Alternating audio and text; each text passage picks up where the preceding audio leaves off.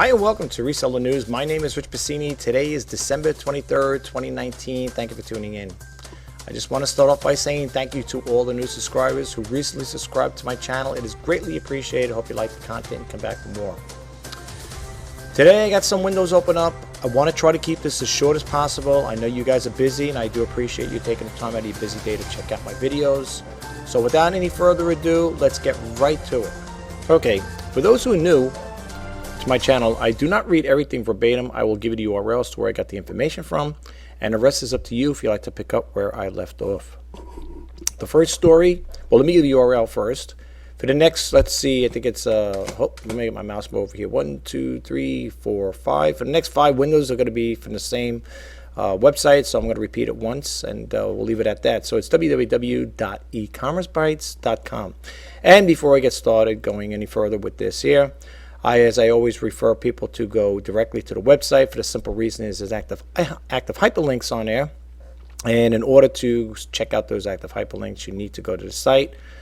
However, there are people that may not have the time to go to the active hyperlinks. I could always scroll down to the bottom and you could just pause the video and read it like that. But for the most part, I really don't want to do that because I'm trying to keep this short and sweet. So I think at that point, I'm just going to kind of like just do the story and let it be at that. Okay, so let's get started. This story came out December 20th, 2019.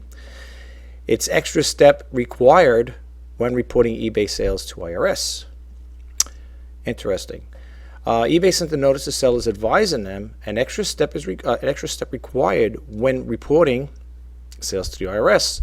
Now that eBay is forcing sellers to handle payment processing for sales tax that is required to collect from buyers, sellers must back out the sales tax portion from their gross payments reported to IRS by PayPal on a Form 1099-K. Referring to the Form 1099-K that PayPal will file with tax authorities for sellers to reach certain threshold, eBay stated, "Please be aware what the totals are on the form will include internet sales tax. You will need to remove that total amount of the sales tax collected and will be and it says will be outlined in a report." And it goes on to say payment processors must report payments amount to the IRS on a Form 1099-K when a seller reaches a threshold of $20,000 in gross payments with over 200 transactions. Sellers located in Massachusetts and Vermont should be aware that they will receive the Form 1099-K if the gross amount of the payments exceeds $600. Irrespective of the number of payments, those states will be notified in addition to the Internal Revenue Service. As for an e-commerce bytes reader forwarded the following notification he received from eBay on December 19, 2019. Subject information regarding the tax Form 1099-K. For the Form 1099-K includes gross amount of payments made to you within the calendar year, and then it goes on to say that, same basically information I was talking about. Here's the thing. I don't know if you guys were aware of it. Maybe you haven't. Maybe you have been aware of it. Maybe you haven't. I print out my PayPal transaction detail sheets, right? And I've been noticing on those sheets, and I guess it pertains to the states that are collecting it. You will notice that eBay, it'll say tax collected by eBay. So before all this transitioning took place with this tax, the internet sales tax, what I would do is when I get the transaction detail, I would highlight it and highlight it, put the sales tax year in there, and then I go through page per page and take out that money, and then you would submit it to, like for me, I'm in the state of New York, so it'd be submitted to the United States Department of Taxation. Now with eBay taking out that money, I'm assuming, again, but you know what they say about assuming, that they're going to take care of it on their end. So you still have to report your gross sales, but as far as like with the tax purposes, taxing, the way I understand it, I could be wrong, and if I am wrong, I hope somebody can help me out with this here because it's very important too. That they will take if eBay's taking the taxes collected by them, taking it out, like my state, New York. I am on this, the way I understand it, that they will make restitution to the Department of Taxation, New York State Department of Taxation. So if I'm wrong with that there, please someone jump in and share it with us. That's why I believe it to work. However, I could be wrong. But anyway, in any event, I just want to throw that out there to you guys. I'm going to look into it further myself. I'll talk to an accountant about this here and see what they have to say about that. But that's the way I understand it to work. If you guys have a different information on this here, and you want to inform us on this, it'd be greatly be appreciated. All right, let's go to the next window. So keep that in mind, folks. Okay, that extra step. Remember, this is the story you're looking for. It came out December 20th, 2019. Okay, that's the story you're looking for. Extra step required when reporting eBay sales to IRS. All right, let's move out of here. Here's another one. eBay to seller, consider raising shipping charges. Okay, let's read what this is all about. Now, folks, the reason I'm telling you is because I haven't gotten a chance to read all this. I've been picking and choosing. I've been getting a lot of emails, especially this time of the year. That's why I could have a lot more windows open up, and I don't plan to do that because you guys probably won't watch it to the end anyway. Because like I said, I do my YouTube analytics, and I don't get many people watching these videos today, so that's why I'm trying to keep it short and sweet. All right, this title here is eBay sellers considered raising shipping charges. And this came out December 19, 2019. It says eBay informed sellers of 2020 shipping rate hikes by the major carriers are offered some information and advice. UPS, the dubious distinction of the going first, its 2020 rates go into effect the day after Christmas. Oh, nice. December 26, 2019. FedEx and USPS will raise their rates in January, and eBay said it would automatically update their listings with the new rates when they take effect. Specifically, eBay said its shipping calculator and its eBay labels featured will be updated. Interesting. Like, we don't have enough things going on. Everything else is going up aside the cost of living and everything else to add on to it. Why not do that there, right? And then we got to deal with the shipping costs going up.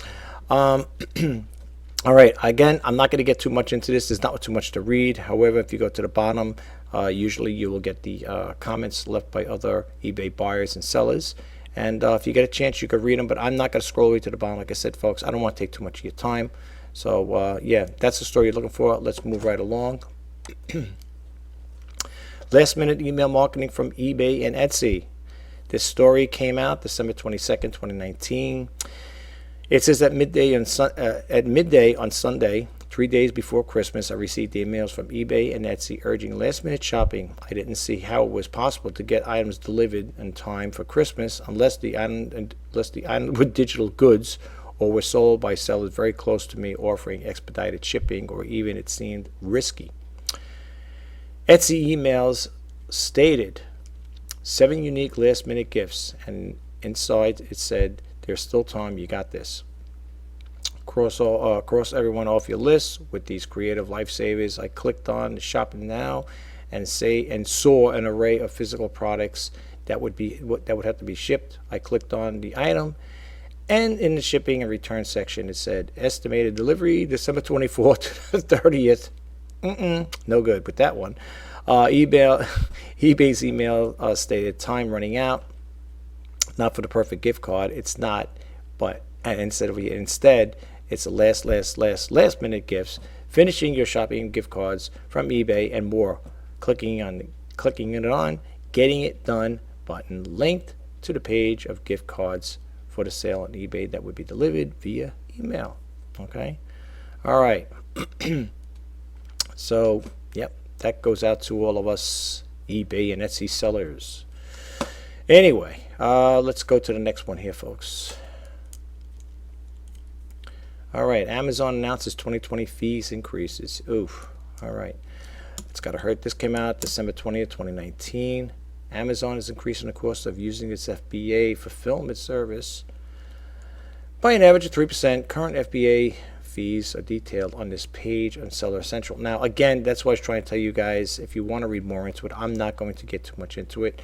You got to go to the website itself, and these are active hyperlinks, and you could click them on, and you could read more about them. Okay, so it goes on to say here, in addition, Amazon is reducing referral fees for higher priced goods in several categories. Current fees are detailed on this page on the Seller Central. Again, you have to click this on to go into it. I'm not going to do it right now. Like I said, I want to keep everything short as possible. Then it goes to say, however, all activewear clothing will be charged the clothing referral percentage of 17% instead of 15% fee for the sports category. It'll also discontinue the Amazon Business tiered fee structure for total product values above $1,000. Charges are going to affect February 18th, 2019. Be sure to read Amazon's full announcements for details and any exceptions. Just what we need to hear. All right. Well, those are for the Amazon sellers. I sell on Amazon. I'm not an FBA seller, but I'm an active seller on Amazon right now. I don't have any stuff on there on Amazon just yet because my main selling platform is eBay. But for those of you out there who are using the Amazon FBA, just keep this aware. Be aware of what's going on. Okay. And remember, go to the website itself if you want to read more information about Seller Central. Okay, let's bump out of the screen here. Okay. It says over here, eBay seller Mole's lawsuit against mail forwarder. This story came out December 22nd, 2019. It says, Dear Ina, and for those who know who Ina Steiner is, she is the owner of E-Commerce Bytes. It goes on to say, Dear Ina, I recently sold a very unique item on eBay who identified themselves as redacted. Okay. The sale follows several emails from the redacted asking various questions about the item, and then all of a sudden they purchased the item at the listed price of $350. Just after the sale, I stumbled upon a warning about a selling to this buyer. I decided to go ahead with the sale, but I took what I thought were certain precautions to protect myself against foul play. I took 10 photos of my packing process, showing the item box with its molded foam protected packaging along with each stage of my packing. The first photo showed the shipping box with the padding in the bottom. Then after placing the item in the shipped box, I showed a 3-inch space around the sides of the box, and then I showed foam blocks protecting the item in the box from the wall on the shipping box, and finally completed the packaging. Look, this person did the right thing. If you feel a little uneasy with somebody that you're doing business with or whatever, and you think, especially after getting the message after she accepted the offer or the buyer made the purchase, say, you should always protect yourself regardless. It doesn't have to be it doesn't have to be a suspicious thing like that or getting information about it. You should be doing it anyway. When it comes to items like that there, another little thing I just want to throw a little tidbit of information. Like I said, I don't want to expand too much on it. When you're selling things, I have a thing what I do. Anything over $100, I have a threshold. I will send it with signature delivery confirmation. Because like I said, there's been a lot going on with the porch pirates. They're still stealing stuff. But I'll talk about that in a little bit. But right now, for this person here, just keep this in mind for yourself. Like I said, I'm not going to read too much into this here, but you can, if you get a chance, like I said, go to the website and you can check it out for yourself. But for the most part, you should, the person should be doing that anyway, taking photos, good photos. I even do videos in some cases. It depends what it's going to be, what I'm selling. If it's something I feel that it could be, hacked or taken apart, parts removed from it, I will definitely do videos on it. For the simple reason is, because if I know if I'm selling something that's in perfect condition and it's working, I want to get it back like that too if the buyer decides they don't want it. So you should always be taking a lot of photos, and if you could, another added feature would be keep a video at hand too. Do a video on it. Okay. All right. So just keep that in mind. Let's bump out of here really quick. This one over here, it says eBay introducing simplified pricing options for boats and more in U.S. This story was posted on December 22nd, 2019. And the story goes on to say, from January 2020, it will be faster and easier to list vehicles and other vehicles and trailers, boats and power boats on eBay due to simplified pricing packaging. That's pretty good. It says earlier this year, eBay announced that they were creating a simplified package pricing for the items in the cars and trucks and motorcycle categories. And now they're helping keep things simple and efficient for more sellers by adding the option for further vehicle categories. Sounds good. They got a little chart over here. You can see a little information with the premium, plus, and basic. All right. I don't know if you guys are into it, but I don't really sell vehicles on there, nor would I buy any vehicles off of eBay. Not that I'm saying it's a bad thing, but I've done stories in the past about it. So if you guys ever get a chance, I don't know what video it is, but I've done videos like that in the past in regards to buying those type of high-end priced items on there, be it cars, boats, or whatever. I'd rather buy it, within my, because the reason I'm saying is some people will buy things out of state. I had a friend that bought a car out of state, and he lucked out. He just happened to luck out. But suppose you do something like that, and you're basing it all on pictures and maybe some videos, and then you get the item, and you find out later on, it arrives at your house. Well, whatever. If it's being railed by a car, if it's a car, it's being railed. It's coming by rail, by train, whatever. Unless the person's going to drive it and drop it off personally, that's a different story in some cases. But for the most part, I do not buy those type of things off of eBay. But anyway, yeah, that's pretty good information to keep up. And last but not least, this one here, both of these websites, I'm sorry folks, I didn't give it to you the URL.